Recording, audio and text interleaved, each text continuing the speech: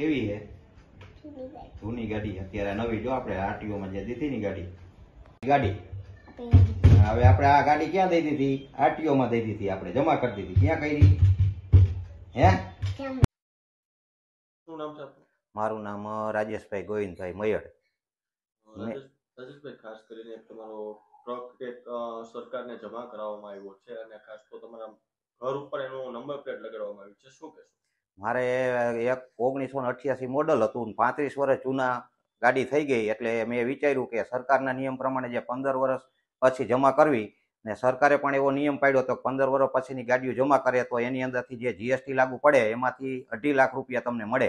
એટલે એવો વિચાર કર્યો મેં કે હવે આપણે આ સમયની અંદર આ ગાડી બહુ જૂની થઈ ગઈ છે, ટ્રાફિકમાં અડચણરૂપ થાય અને જૂની ગાડી પ્રદૂષણ વધારે કરે, એટલે માણસોના સ્વાસ્થ્યમાં પણ થોડીક તકલીફ પડે.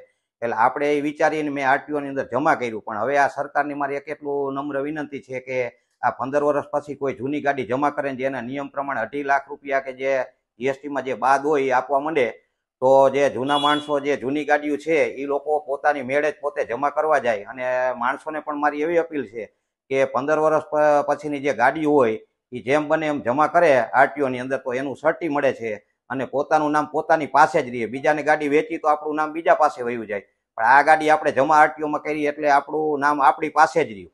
એટલે મેં બધે એવો વિચાર કર્યો, મકાન ઉપર નામ લખ્યું, વૃંદાવન હતું, અત્યારે કર્યું છે GQY 4618.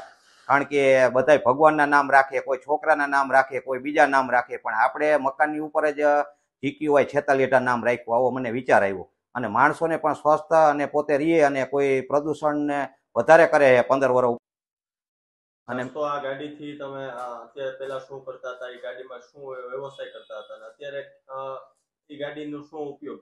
અત્યારે હું આ 35 વર્ષની ગાડી હતી ત્યારે હું ભણતો, પછી મેં વિચાર્યું ગાડી લઉં, તો ગાડી લીધી, તો 35 વર્ષ એમાં ધંધો કર્યો. અત્યારે બહુ સારું આપણે છે અને એમાં પ્રગતિ પણ આપણે સારી કરેલ છે.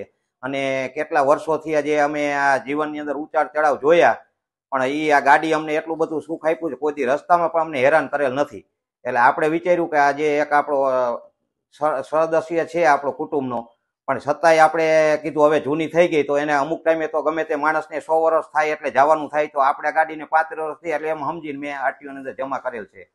અત્યારે ગાડી વેચ્યા પછી પરિવારનો સભ્ય બન્યું છે, કેવું લાગે? હા, થોડુંક દુઃખ જેવું લાગે છે, પણ છતાંય આપણે જે નિયમ આવે એ નિયમ પ્રમાણે ફોલો કરી તો આપણા માટે અને સમાજ માટે પણ ફાયદાકારક છે કે આપણે આ ગાડીને ટાઈમે જમા કરી દેવાય.